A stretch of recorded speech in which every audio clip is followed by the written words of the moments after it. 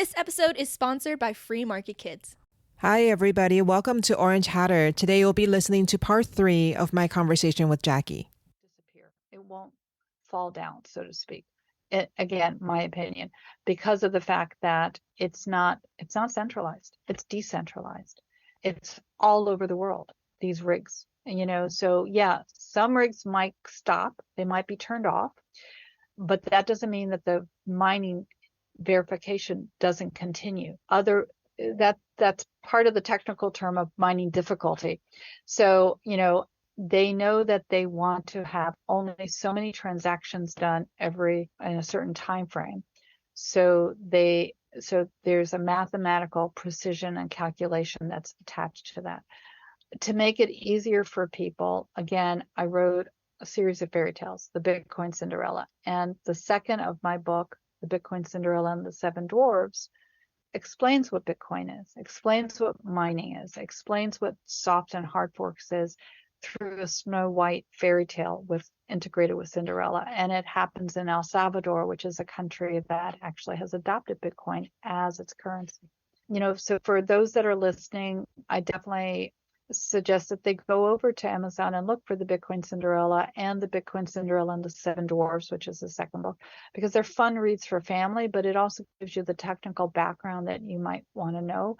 And it also has QR codes that kind of push you out to other resources.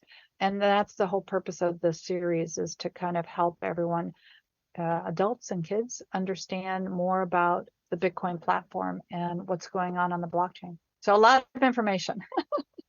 So would it be fair to say that your conviction grew as you researched and learned more about Bitcoin and the protocol while you're considering entering the Bitcoin mining space? Yeah, for sure. I mean, when I was doing research for the books, I was learning, and I was again blown away by the history of Bitcoin and how the other thing, it's open source. And for those that don't know what that means, is there other coders can go on and they can add things, they can tweak things that are there that might need to be tweaked. And one of the things that Bitcoin community realizes, that as more people are using Bitcoin, the transaction times were slowing down. And so they needed to figure out a different way to help the transaction. So like if you were in Starbucks buying coffee, you don't want to wait 10 minutes, you want to be able to pay. So they created all these other things that were necessary, the Lightning protocol. So that way you could have transactions that were, again, not to get too technical, but were off of the protocol or the platform, but still could be accounted for, because they're always looking from the accounting perspective. How do you verify transactions? How do you account for them? How do you pay for it? So it's very strategic in terms of what is the problem and what is the solution.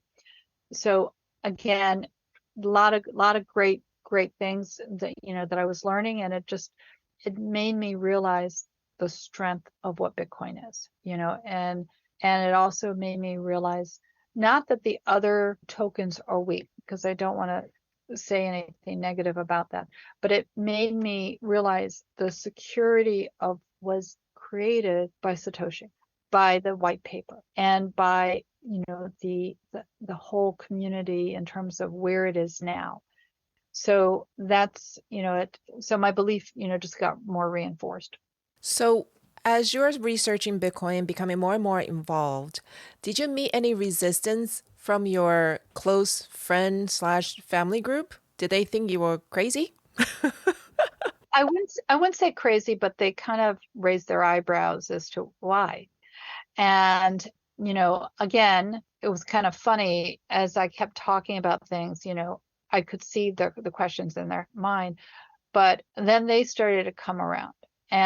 But as I was learning, then I was giving them more advice. So for example, a friend of mine purchased a lot of Bitcoin. He wanted to leave it for his granddaughter, but I asked him, okay. And then he wanted to move it over to a cold wallet. So for those that don't know, cold wallets are not online, so it's a little bit more secure.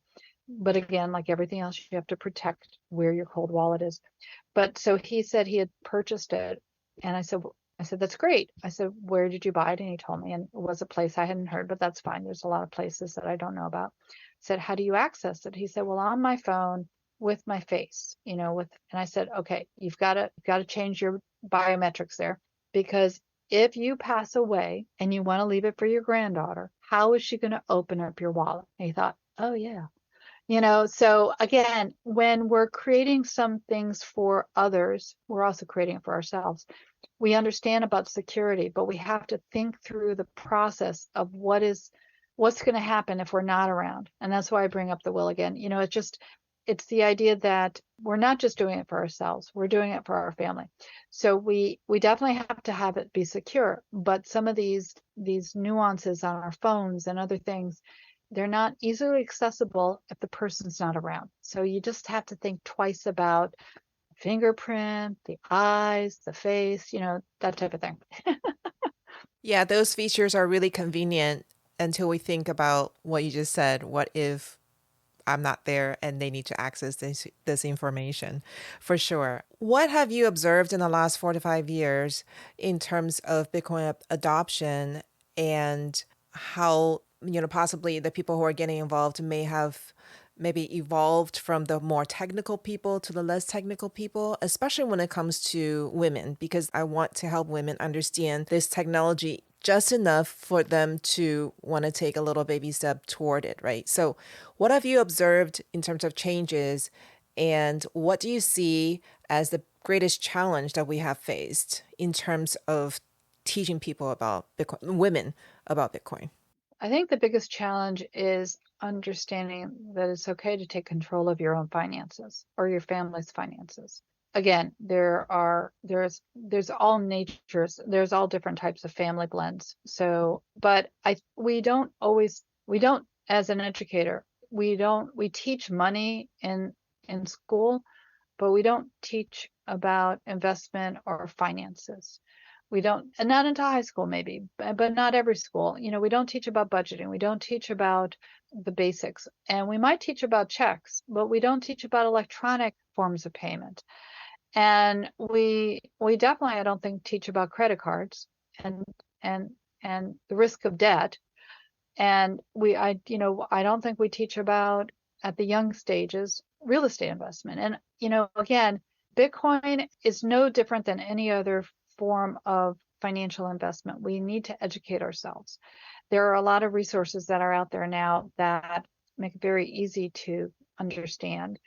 But you still, despite what's on YouTube, you still have to discern, and you have to be careful about that. But it's not that difficult to get started, and it's not that difficult to start with a small amount. You can start with $10. You don't have to start with a lot. If you're going to a coffee place and you're spending $3.50 every day on a cup of coffee, you can take one of that days and put it into an investment. Whether you want Bitcoin or something else, you can reallocate those budgetary funds to help with your future. And I know when I was in my 20s, I did not think about AFLAC or IRAs or life insurance or things like that. But it doesn't matter what age you're at. I think it's important just to slowly get started. So it's very easy. Yeah, and so in terms of guiding our young people, the young people in our lives, as moms, you mentioned that your daughter is 26. Like, if we were to be a fly on the wall when you guys are sitting on the couch and just chatting, over a weekend or something, what do you tell her about how to prepare for her future, really, in today's environment? I think what I've learned from her is I can't tell her anything. I have to show her. I have to model. And the reason why I say that is, and sometimes it's scary. I've always told her, again, telling, but I've also done it too, that if you're not happy with a job or a situation, follow your passion. Don't stick around.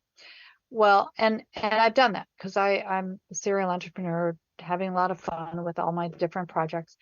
So when she started her own personal professional journey, she's had many jobs, and now she's in a job that she loves in the environmental area.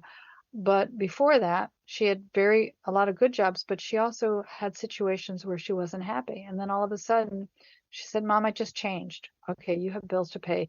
What do you mean you just changed your job?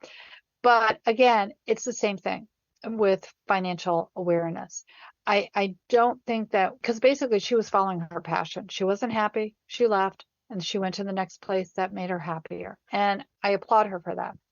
But also she was following what I was just saying, what I was doing, and that's dangerous sometimes. But from the positive perspective, I'm showing her because I'm investing and I'm doing things and I'm talking to her about what I'm doing. She might think I'm crazy at times, but her friends now are talking to her about this. And now she's referring me or her friends over to me, and we're having these conversations. So she's hearing this. Even if she physically hasn't admitted whether or not she's opened up an account on her own, that's fine. She will at some point, but she's now helping me with some of the things that I'm doing. And as a result, she's getting more comfortable to navigate. And so, again, I think it's like anything else. We have to model for our kids. And when we model for our kids, they see what we do, and then they'll start to ask questions. Thanks for joining us today and learning with us today. If the discussion with our guest resonated with you and you would like to dive deeper into the world of Bitcoin, don't miss out on joining the Orange Hatter Women's Reading Club. The meetup link is in the show notes. Also, if there are women in your life whom you think would both enjoy and benefit from learning more about Bitcoin, please share Orange Hatter with them. Until next time, bye!